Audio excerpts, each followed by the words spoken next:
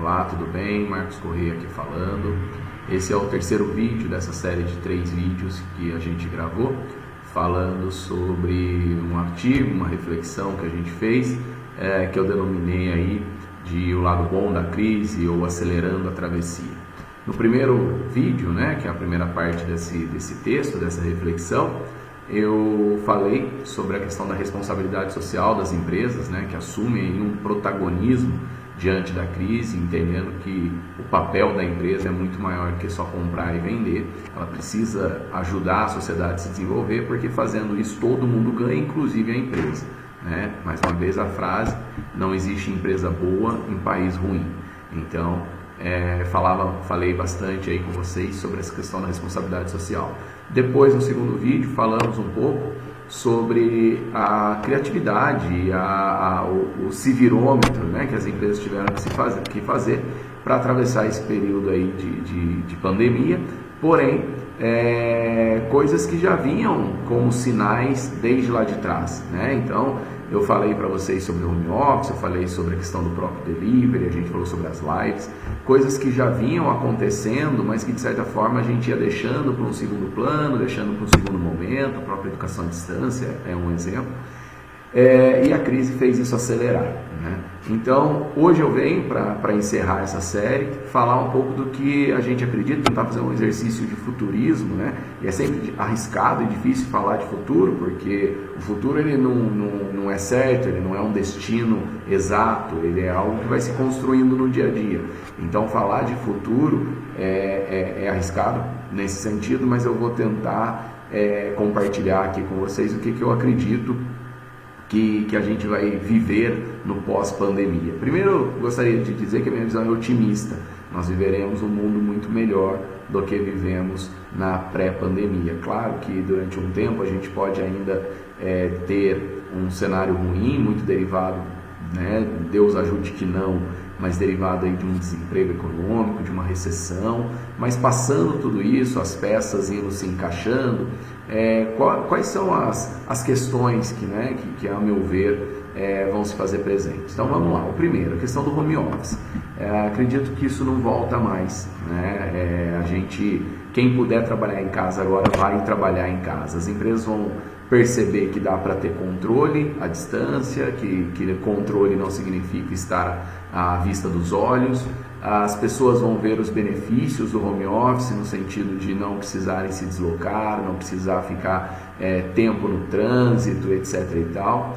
E o home office, aos poucos, mas agora acelerado pela crise, ele vai, dentro do que é possível ser feito, ele vai ser feito com certeza. Então, muitas empresas que tinham uma resistência ao home office e que agora tiveram que fazer investimentos e trabalhar na modalidade home office para não parar, vão ver os benefícios disso e aí vão repensar toda a questão de sede, estrutura, o custo do imóvel, se eu levo todo mundo para trabalhar na sede, a estrutura que eu tenho que manter para atender esses colaboradores, de repente eles trabalhando em casa, o custo fique menor. Então isso aí é uma tendência. Outra tendência é o perto, a gente vai trabalhar no home office, a grande maioria das pessoas que puderem, claro. Mas a segunda tendência é aqueles que não puderem trabalhar no home office vão buscar sempre morar perto do trabalho. Isso vai ser cada vez mais valorizado também.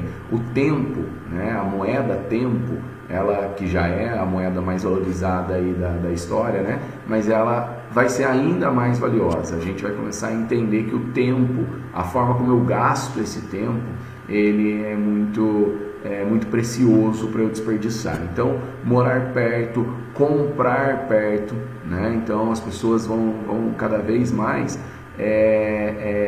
viver em comunidades, e comprar em comunidades na sua região, comprar da sua própria região, o que é um paradoxo, porque ao mesmo tempo que eles vão comprar mais a região, aí vem a terceira questão, eles também vão comprar nós, vamos comprar mais no online, e que por vezes vamos estar comprando de lojas, às vezes até fora do país, mas é a questão do tempo, eu vou comprar no online porque eu não preciso gastar tempo em ser incomodado e tudo mais. Então, nesse bojo do online vem também a questão do Omnichannel, que a gente falava no vídeo anterior. Se antes da pandemia isso já era uma indicação para varejistas em geral, agora virou regra. Quem quer ter sucesso nesse cenário futuro vai ter que montar uma operação de Omnichannel que funcione, né? Que a gente tenha aí entrega de valor para os clientes em diferentes canais. Isso vale para serviço, para varejo de produtos, mas também vale para serviços. E aí eu já entro no quarto bloco, que é o bloco da educação. A educação vai ter que tomar aí um banho de Omnichannel, né? O que será isso? Eu vou ter que ter o presencial, mas um outro presencial, onde o aluno vai viver uma experiência de ensino bacana, onde ele vai resolver problemas, onde ele vai trabalhar com seus colegas, onde ele vai fazer projetos, e toda a parte que é teórica, aquela parte conceitual, ele vai poder ver da casa dele de uma maneira muito mais interativa, de uma maneira muito mais, com uma capacidade de absorção muito maior, usando de mais experiências, né? Então pode ser um vídeo no YouTube, mas pode ser um óculos de realidade aumentada, pode ser também um jogo online, pode ser, enfim, N alternativas que tem para que ele assimile ao máximo aquele conhecimento. E depois, de repente, no momento presencial, é o momento que ele vai aplicar esse conhecimento, né? E mais uma vez, a gente está falando de nada muito novo, o ensino híbrido, que já é tão conhecido há muito tempo aí, dentro da área acadêmica. A própria questão que envolve as faculdades, mas envolve também o aluno, né? Um aluno que vai cobrar esse comportamento, o aluno vai começar a repensar até que ponto vale a pena todo dia eu sair da minha casa, enfrentar trânsito, pagar van, etc., estacionamento e tudo, para fazer algo que eu poderia fazer da minha casa.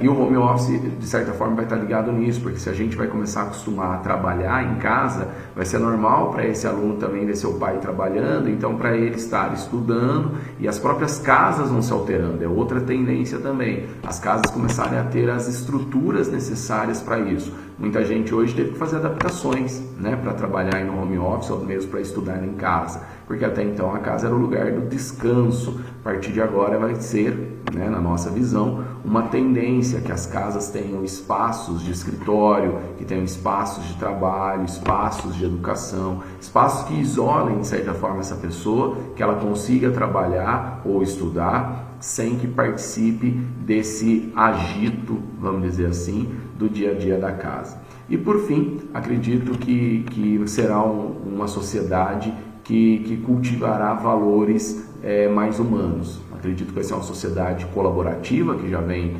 sendo há muito tempo, né? Mas agora, mais uma vez, repetindo, vai se acelerar muito mais. É uma sociedade onde as pessoas vão trabalhar engajados, vão trabalhar de uma maneira colaborativa, um ajudando o outro, né? E não é um ajudar somente no sentido solidário da palavra, mas na forma de trabalho mesmo, né? A gente tem aí plataformas, espaços compartilhados, projetos que são feitos. O próprio estudo, por exemplo, para esse coronavírus, assim como foi lá atrás o sequenciamento do DNA, ele vem sendo feito por conjunto de cientistas do mundo todo, que por vezes, na maioria dos casos, nem se conhecem, e cada um no seu país faz uma parte do trabalho e envia, o outro faz a outra, e juntos vão construindo algo maior. Isso é a sociedade colaborativa, e é para lá que a gente está caminhando. Uma sociedade também mais harmônica, onde, mais uma vez, o que vai contar muito são as nossas experiências de vida. Então, para uma pessoa sair da casa dela e ir até um varejo, ir até um bar, ir a um restaurante, tem que valer muito a pena, a experiência tem que ser muito boa, porque o produto pelo produto, ele vai estar já habituado a consumir da própria casa, não é?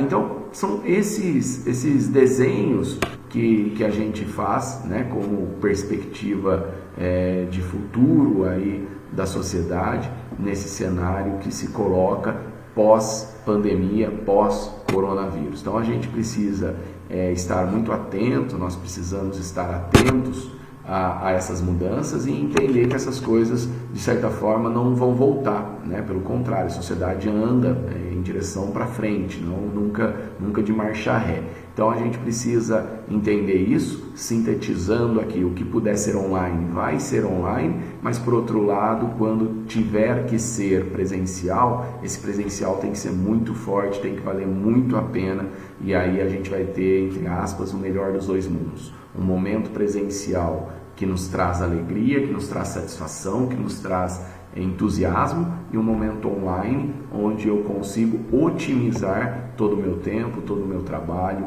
e tudo mais que se apresenta. Acredito que esse seja aí um retrato, claro que é um retrato simplista, muito mais coisas têm a acontecer, desde o âmbito político, econômico e tudo mais, mas dentro de um aspecto mínimo aí de comportamento, acreditamos que é esse o cenário que se avizinha e que se desenha para o pós-coronavírus, e é para esse cenário que a gente tem que se preparar, é para esse cenário que a gente tem que trabalhar, é para esse cenário que a gente tem que ajustar as velas das nossas empresas, das nossas competências, das nossas habilidades, das nossas carreiras, para que a gente continue vendo e fazendo sentido no que a gente faz. Muito obrigado, espero que você tenha gostado aí desses 3 vídeos, né? Quem não assistiu os outros anteriores, assista lá, também dê uma olhada novamente no artigo que eu escrevi. Espero que eu tenha conseguido aí passar um pouco do que a gente acredita, do que a gente está vendo, mas também convido você a partilhar conosco um pouco do que você acredita, do que você está vendo, para que a gente vá construindo junto desse conceito colaborativo, né? Que a gente construa junto entendimentos e possa se preparar melhor para o pós-crise. Sempre lembrando que a crise vai passar. Toda crise ela passa e a gente não pode perder isso de vista. Então a crise vai passar, depende da gente, mas, sobretudo, quanto mais preparados nós estivermos para o pós-crise, melhor será o aproveitamento que a gente terá. Um grande abraço, muitíssimo obrigado, fiquem com Deus e contem sempre com a gente. Um abraço.